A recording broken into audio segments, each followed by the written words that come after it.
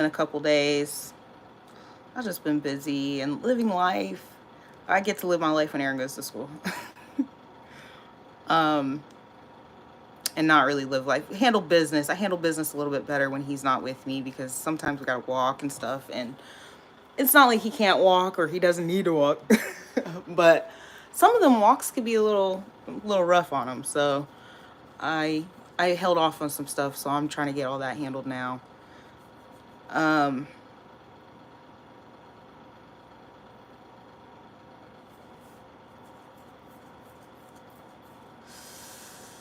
where do I begin?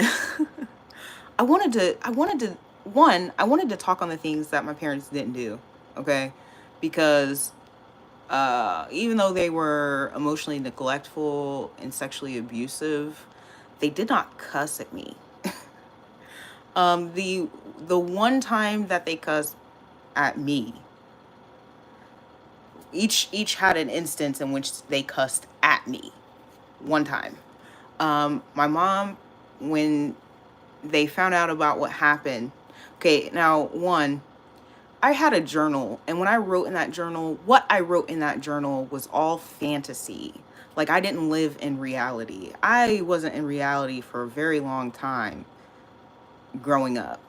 Like I would fashion my stories to how I wanted them to be, what I wanted it to look like. You know what I'm saying? But it was not that. And it was to keep me from like spilling over from the trauma I was experiencing. You know what I'm saying? Let's make it more of a fairy tale. You know? So she read my journal, and when she read my journal, she found out about these boys. My aunt had told her that I was possibly having sex and stuff. And she told, when I tried to explain to her how it happened, um, she called me a whore who lets boys fuck her in the mouth. Those were her words. I was so shocked because I had never heard my mom cuss before that. And it stuck with me for a long time because my mom was the very first person to call me a whore.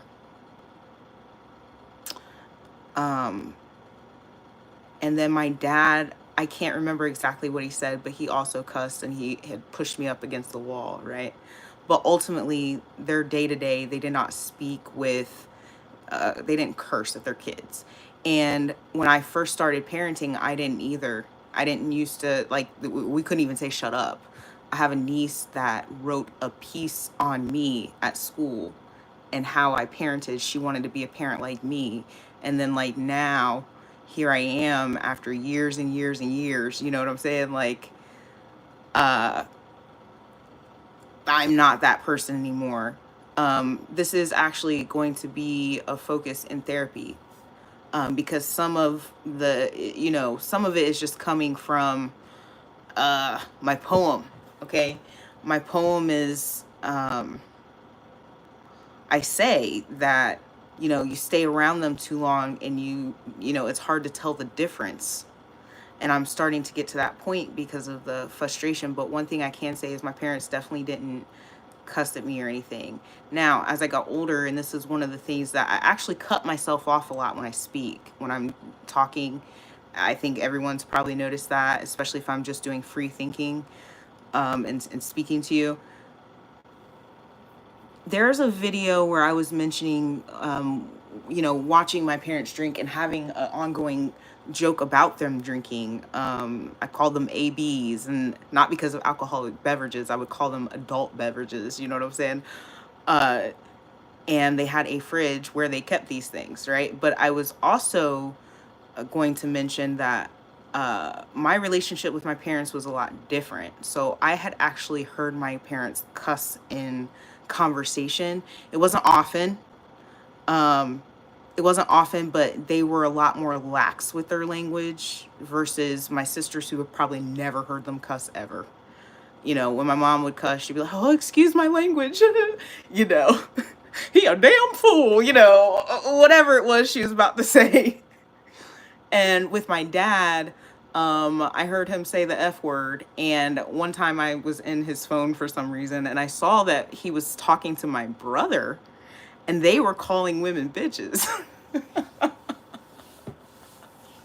I was like, what?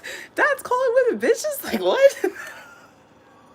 But that's what I'm trying to explain. There's a different, when your parents are not well,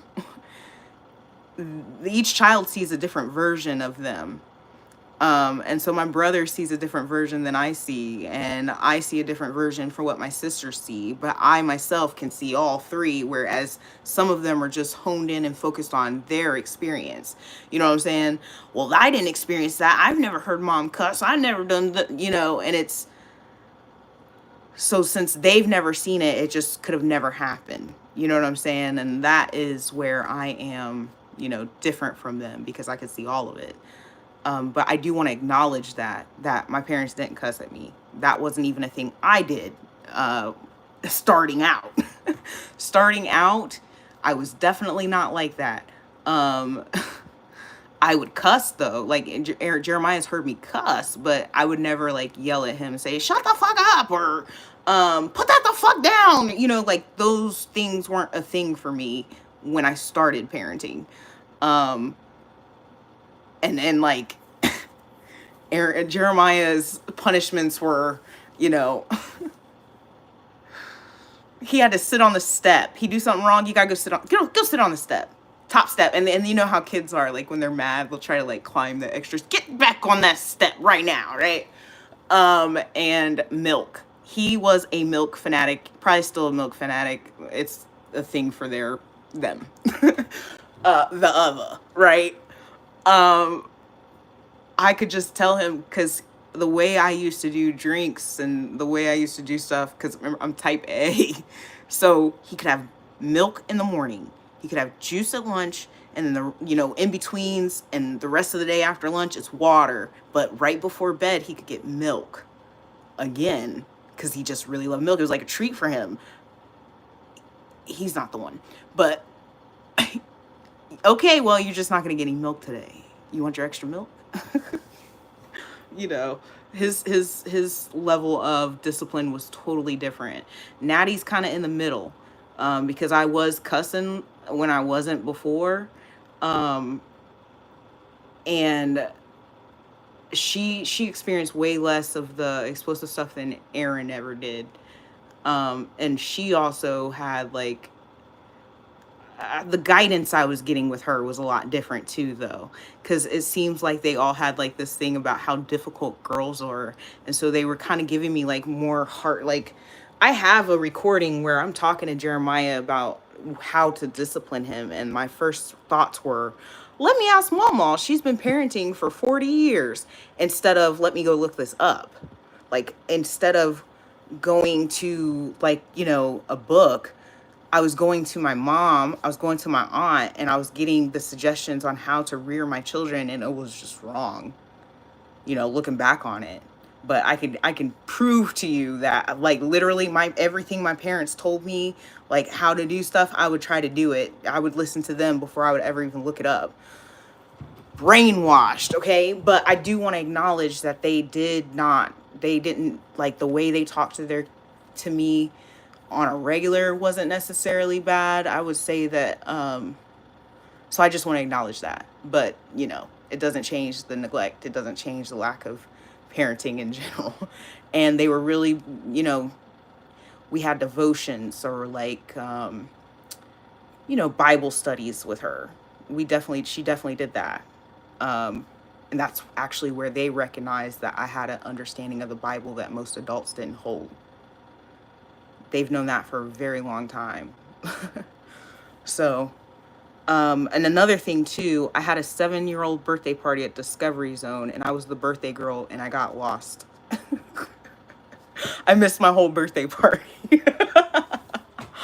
And my aunt, because I just said that they always sabotage my birthday, but I do want to, these two instances in which it wasn't. I was 7 years old. I have a birthday party at Discovery Zone, and then I cannot remember my age, but I know that it had to have been after Aaron was born, because I remember speaking on, venturing to find my birth family. My aunt took me to lunch. It was very sweet, and I want to give her credit for that. So those are a couple things I wanted to bring up. Just making sure that we're representing everything properly is how I like to do things, right? And then uh we're gonna bring up G one more time, but here it's important. So this is not like a game. This is not a game.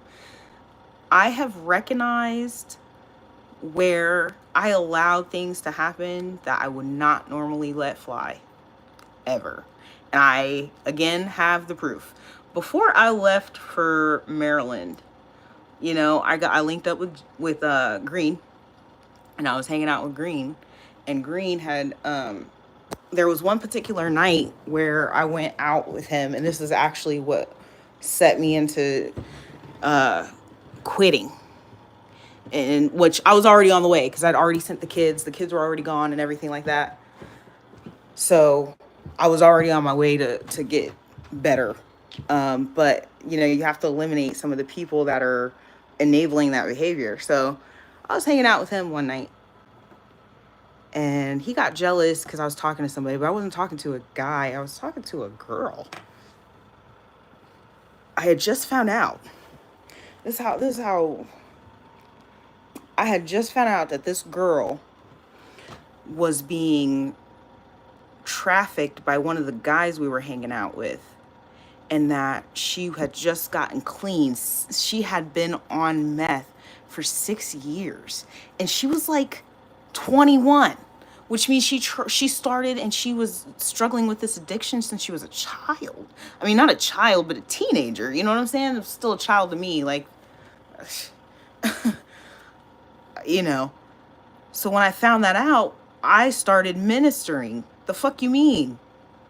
I started ministering, and he was livid. He couldn't stand it. He was mad.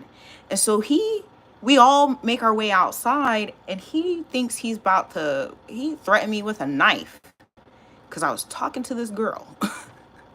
You know that's a demon. I'm trying to speak life into this child because I'm 30 something, she's 21. So, I'm always trying to speak life. And finding that out was just terrifying. I even like told her, like, you want to leave right now? We can leave right now. You can go to my house right now. You don't have to do this. Da, da, da, da. And he's over here, man, that's why I'm about to, right? He threatened to stab me. He had the knife, and then he rummaged around in the car because he also had a gun, and he was about to threaten me with this gun. So I left. He was busy doing something. He took his eyes off me for a minute, and I just slipped out and I just started walking. Okay, and where I'm at, I'm actually on the same street that uh, G's house is off of. So I actually walked towards his house, and there was a bar there where he lived at the time. And there was a bar there, and I sat at that bar until I could get a ride home. So I have the text messages from that interaction, because from that point he tried to look for me, and where are you at, man? You gonna stop playing with me? Blah blah. And I was just going in on him. I'm cussing him out. That is not how you treat somebody, bro. I mean, cussing him out. He's a bitch. He's this. He's that. Okay, I'm cussing him out. And so I see that. I see this text message. I see this thread of me defending myself from a person that threatened bodily harm to me, right? And so when I think back to, February, March, whenever this conversation happened, and you threatened my life, you threatened me, you said I ruined your life again. You said that you was about to pull up on me, and you were going to cause me harm. But then you said something to the extent of, I'm watching what I'm saying because I'm not, I told him, like, this premeditated murder. You want to kind of like ambush me. Huh? Can I eat some?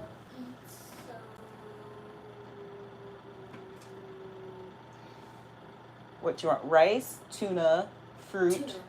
Yeah, you can take the tuna. Please, watch the door. Watch the door. The kitten. The kitten.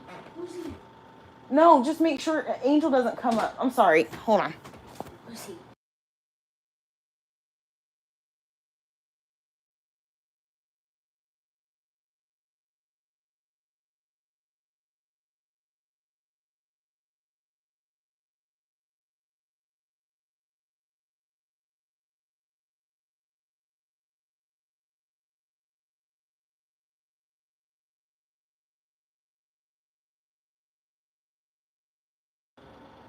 Okay, my bad. Sorry. Um,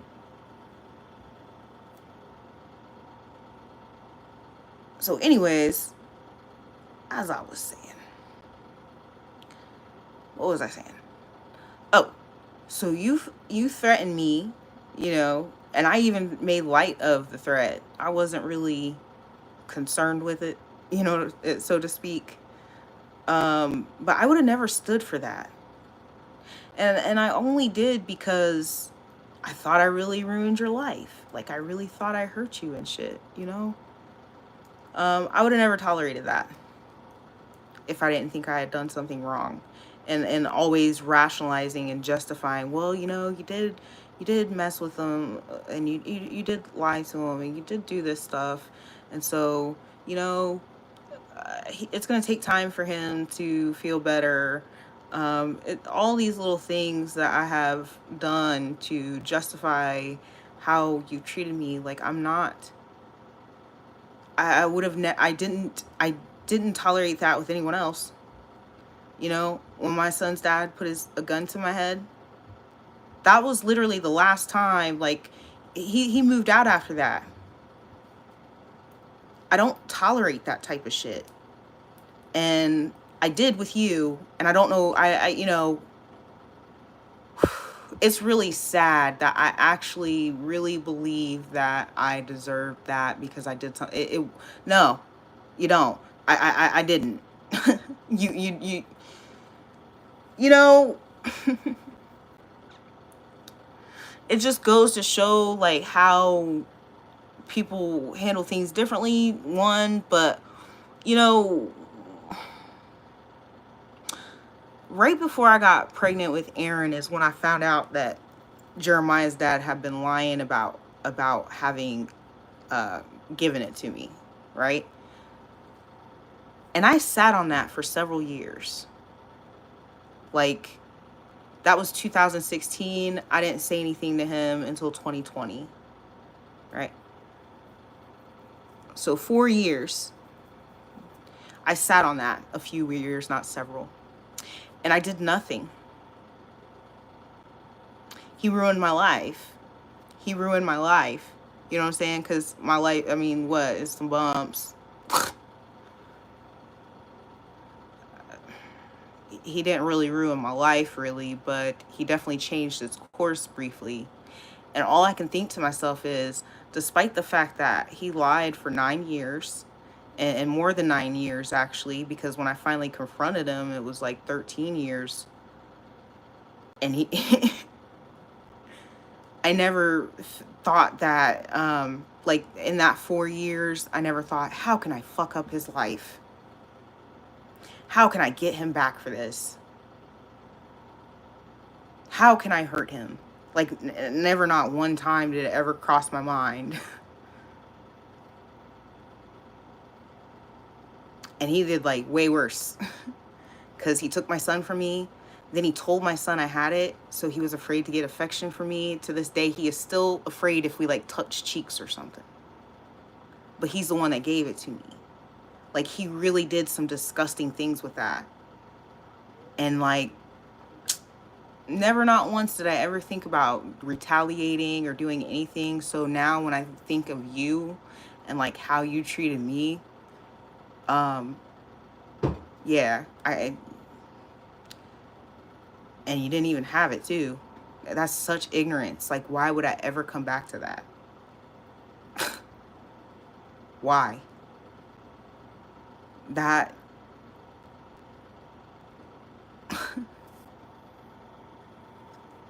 those are things that go across my mind. So every time I think about you, I just think about little shit like this. I go back to looking at them fucking text messages of me being an ass, because asshole Ashley is apparently still here. Until you don't lie and only do right, then and only then can asshole Ashley peacefully die. I'm being an asshole. Ooh. I'm playing games. Ooh. I'm playing games? Bro, you threatened to harm me over something you did not have. You spent the last 5 years doing whatever it is you've been doing. I, there's not, I mean, I just have to say it again, just so we're clear. Like, I'm, I'm done. The minute that you did all this shit, and I'm like expressing how disappointed I am, and you tell me you're gonna file a restraining order against me, we had reached our maximum of toxicity. There's nothing that we can fix here. I don't, I don't, I don't know why I feel the need to tell you this, because it's not like I even think that you, I mean, you ain't tried to call me or nothing, but it's weird because like you'll come across my mind, and what I think of is this shit here. All things that I have proof that I would never tolerate. I would never tolerate being in a third party. Like, I've tolerated it, but at the time that I tolerated it, it was such a vulnerable time. Both times that I tolerated it, I was pregnant. I knew I couldn't keep them. I knew like I just, and they weren't even like, I wouldn't be a third party. You know, they've gotten me into vulnerable positions in which I acted out of character. But ultimately, I've never just like, especially when I'm healthy, I've never just been like, yeah, I'm totally for a married dude. Yeah, I'm totally down for a dude that's with this chick. Never. When I'm sane. Okay, so I wouldn't tolerate a third party. Okay, I wouldn't tolerate fucking being threatened. I wouldn't tolerate not being spoken to. Like, I literally have a text like, dear, this has been going on for quite a bit of time. You know, I'm not a bird. I can't follow your breadcrumbs. Like, I'm not that type of person. And I did a lot. I did a lot, and I tolerated a lot, and I behaved outside of my regular scope and spectrum to repair something that I thought I broke that was never broke. Okay? All this little bullshit that you just fucking did, all this fucking behavior that you did, it's nothing I would ever tolerate. Now that I am relieved of feeling as if I've ruined someone, I can now move on with my fucking life. You know, even the other dude, the reason that I wouldn't make up with that dude or do anything for that dude or try to work it out with him is because the girl that he was with, I didn't know at the time, he actually got with her when she was a fucking minor. He was a good decade older than her. That was gross. Didn't know at the time. Now I see why things happen to you. You know what I'm saying? I wouldn't have made shit work with you because you were not, and everything that came out of your fucking mouth was also a lie. Y'all are liars. Sometimes the things that are happening to you, I am walking karma. I don't mean to be that way, but perhaps it's not that I was being a bad person. You caught me at a vulnerable time yet again, and now you've gotten caught. I mean,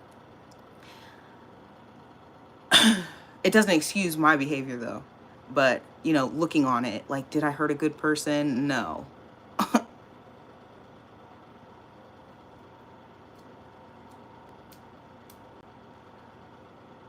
You know, at this time, I have recently come upon like a different, you know, view on love. And it's not that I don't believe that love could happen. It's not any of that. It's just, I don't have the time now. You know what I'm saying? I don't have the time. One of the things that I said to you specifically was that we together just affected Aaron's life, because if I wasn't dealing with you for the last fucking 5 years, I might have gotten with someone that was interested in parenting him or assisting with parenting him. I'm parenting him, but at in between the ages of 7 and 12 are the most formative years when it comes to male relationships with boys, right? So he's coming upon that now. The time that it takes to heal this, it takes time. Like, I'm doing better, and I'm not, I wouldn't say that I'm like sitting in a lot of hurt about it. I am still hurt though, and there's a lot of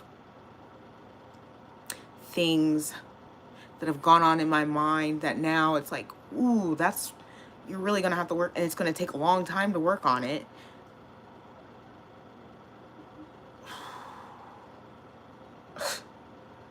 So now you probably won't get a male influence before 12.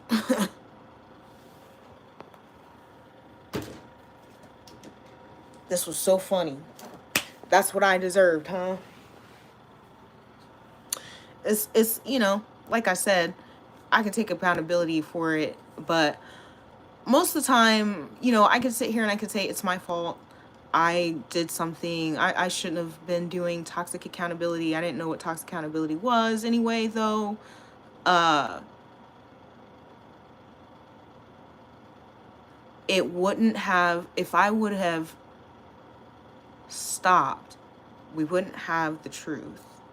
And I feel like that's really important for some reason. Like, yeah, I really, I took a lot that I shouldn't have taken, but that's because there was a lie there. So now that lie would have continued to plague me, I probably wouldn't have left if that lie hadn't been revealed. I would have just kept taking it and been like, this is the consequences of my actions.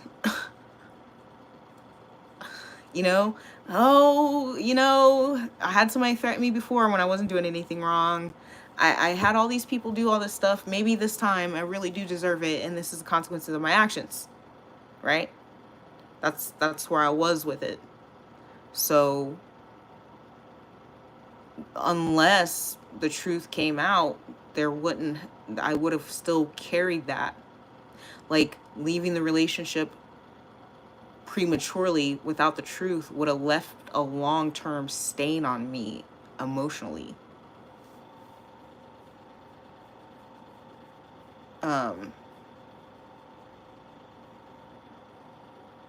So it took me back a little bit, emotionally, but sometimes that's what has to be done, like reparenting.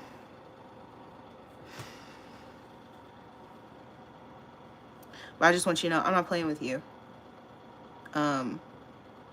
You did things that I would have never tolerated in any other type of setting. Now that setting is no longer there, you're just another nigga. Okay? Y'all have a good day.